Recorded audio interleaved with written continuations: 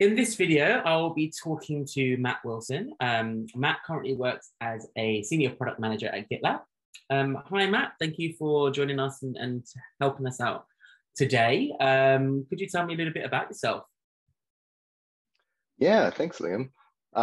So like you said, I'm one of the senior product managers here. I work in our secure stage, one of our security focused areas.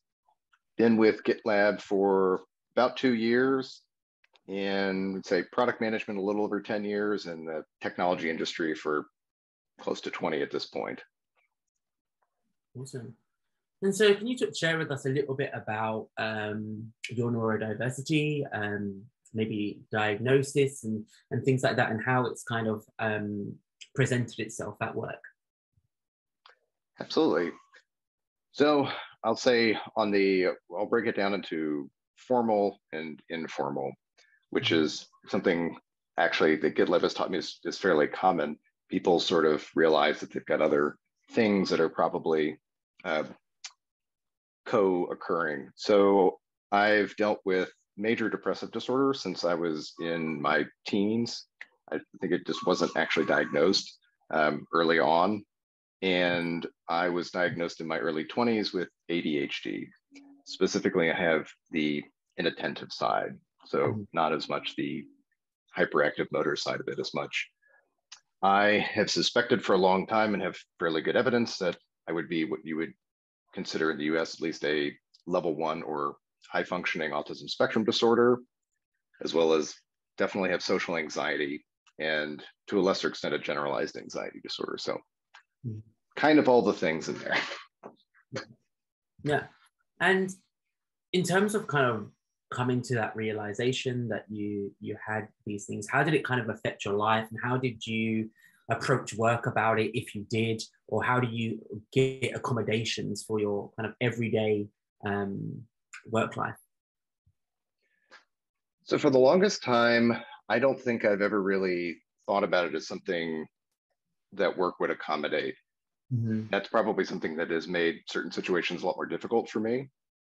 But as I've talked to a lot of other people with various neurodiversities, we tend to internalize or do what's called masking. You sort of learn enough of the behaviors to get by. And at this point, I'm 40 years old. I think I've been doing a lot of that most of my life. So it's not really something that I kind of considered, but as I've discovered more about myself, I've realized why certain things seem difficult, not just in work, but personally. So one of the things I've enjoyed about GitLab is the active, just like our Slack channel, our kind of our DAIB communities that have made me think to really go explore more about the condition, potential supports that I could get, or just adjustments to my working habits, which has been helpful. Yeah, that makes a lot of sense. And I'm not 100% sure if you worked remotely in the past or not, but how has working remotely improved, or what challenges could you potentially face as somebody with the neurodiversity conditions that you do have? So I'll start with the positives. What I love is that I get to control my environment. So I tend to be very sensitive to stimuli. So noise in particular, but also lights. I can control my lighting. I've got noise canceling headphones that I can put in. If there's a sound that's bugging me, I can move to another room in my house. I can go outside. That's been a huge benefit for me. I think even just being in an office with like foot traffic and people that may not be talking to me, but are talking around me or moving around me, I always found really distracting. And not having that has made me a lot more productive in that sense. The downside to it is I've got all of my little hobbies and projects. Before we started recording, I was talking about, I have a 3D print going it's sort of a supporting project for a bunch of other projects. It can be a lot harder to keep the distractions away because they're right here. On the flip side, if I need a break, it's a great way to go and I can go work on something. I can get a snack, do whatever, and then feel refreshed instead of feeling like I'm just kind of waiting for the day to end. Yeah. I'll say too, the communication has been kind of a mixed bag too on the challenge. I like the video because I tend to do things like you can't see, like I'm just fidgeting with my hands. I can keep all that really well contained. That was a lot harder to hide in an in-person setting. On the challenging side, I have to work really hard at written communication to not come off as being, I can sound sort of like negative or challenging because I write very, very technically, very dryly, and that doesn't necessarily convey. I tend to not be a very, serious or upset person about things, but my writing can sound like that. So I have to consciously try to sort of soften up my language. I try to provide a lot of context behind my thinking. And I use a lot of the emojis. I love that you can use the little emotes in GitLab issues, for instance. So you can kind of, to me, I feel like I'm just sort of communicating the levity where it's intended. And then that's really been helpful. Yeah, and that's an interesting point. I'm somebody that often reads tone in emails and in text and things like that, where tone probably isn't there. What are your tips maybe for team members to kind of take that away, that kind of aspect of our async communication? It helps me to keep in mind that one of our values is to assume positive intent. Sometimes it's hard when, especially if there's like a debate in an issue, people are kind of arguing their sides, their perspectives or whatever. But, at the end of the day, it really is true. I don't think anybody at GitLab I've ever had any sort of an interaction with them that was anything other than just a miscommunication. So that's certainly something that I kind of find myself falling back on if I'm not sure. The other thing that's great about GitLab is if it doesn't seem like you're making forward progress in an async method, pull it over to a synchronous conversation. And in past jobs, I've always felt very uncomfortable, especially reaching out to people that I don't know if I needed something. And here, because it's just sort of like, somebody sends you a meeting invite, you say yes. We're very, yes oriented in terms of that, just like coffee chats.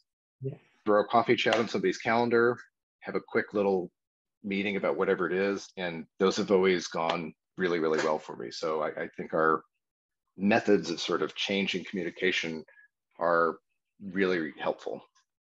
Yeah, that's actually really interesting to hear, because I know, like with autism, spectrum disorder, and social anxiety and things like that, potentially in a really fast-growing company like GitLab, where we've, within a space of a year, we've added 300-400 people to our team member base. There'll be a lot more new interactions. Has there ever been any situations where that kind of been a bit awkward, or you felt that GitLab could have done something more, or it's gone in a really, really, really good direction, that you're happy with?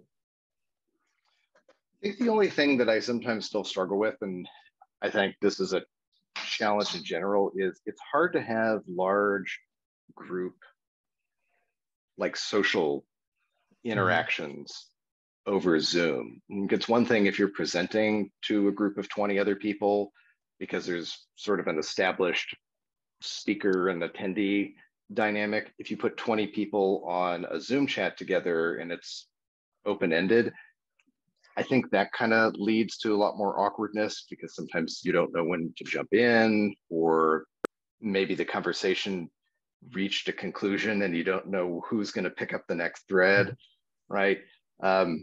So I really like much more the one-on-one, or maybe like a group of 3 or 4 people. Those small interactions I think work really, really well. But I think that's going to be an interesting challenge, is keeping that larger social group dynamic especially as we continue to scale out. Yeah, makes sense. And then next question is, sometimes our values such as transparency and iteration for people with neurodiversities can present challenges to their working styles. How has that been for you at GitLab, and how have you adjusted to that challenge? Well, great question. For me, one of the things, and I've spoken to others here as well, I think when you realize that people are looking at your work in an unfinished state, we're all about, you start with, it's like not even a rough draft, it's an idea or a thought, and you iterate in a very visible way, and everybody can kind of jump onto the ideas early.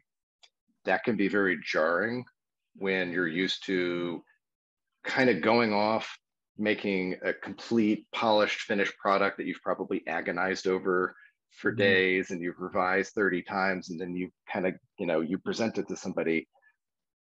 That's probably been the hardest adjustment. I think what I've realized is it's like anything else. You sort of have to do it a number of times, and then you get used to it. It helps to see other people as they're going through that process and creating issues. Because if you start with reading through GitLab issues, you'll see a lot of like really complete, well thought through, polished things that like the engineering teams are working on. You go look in the backlog, go look for stuff that just got created. It's a lot rougher. And I think it helps knowing that everybody's sort of working the same way. That's kind of what's, we'll say, at least this point has worked for me so far. Still a little nerve-wracking sometimes. It's hard to put those draft thoughts out there, but again, people are very nice, and they have positive intent when they're giving you that feedback. Awesome. I'm glad that the experience is at least becoming a positive one. I can imagine how daunting it can be to begin with. Yeah, no one shouts at you, in the issues and goes, "God, this is terrible. I can't believe you didn't think through more on this," or anything like that. It's always sort of building on, not tearing down. Good stuff. Good stuff. And what's one piece of advice you would give to managers and/or team members to be better colleagues to neurodiverse people? Gosh, I think that's probably the one question I'm going to have trouble answering. I think it's something just to keep top of mind. I think at GitLab, we have really great ways of working, but I think certain things can be a little bit more challenging or take a little bit more mental effort for some team members. And I think if you've not necessarily known or had somebody on your team with neurodiversity, it can be hard to even know where to start with supporting them. So maybe I would encourage everyone to I know we offer some great trainings, both from the GitLab team members that we've produced, as well as some LinkedIn learning courses. I think spend an hour and just see a different perspective. I think that would be very helpful. Yeah, for sure. And I know a part of this short course, we're going to have a resources page. So I think making sure that you take the time to educate yourself and look at the resources and understand what those accommodations could potentially look like. But then also understanding that everybody's an individual. So what works for one person is not going to work for everybody. So I think that's a really good takeaway. Awesome. Look, thank you so much for sharing and participating in this. I know it's going to help team members a huge amount, and hopefully start educating people so that when they do work with somebody that has a neurodiversity, they aren't going into it in a state where they don't understand it. So I'm really excited to get this out there. Thank you so much. Cheers, Matt. Absolutely. It's fun. Cheers.